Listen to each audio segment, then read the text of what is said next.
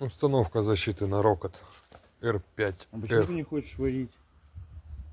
Потому что рама хромолибденовая. Там электроды специально нужны как минимум. И греть ее нельзя. Что скажешь? Поверни свою голову и скажи что-нибудь. Я вообще вот сколько ездил без защиты и, блядь.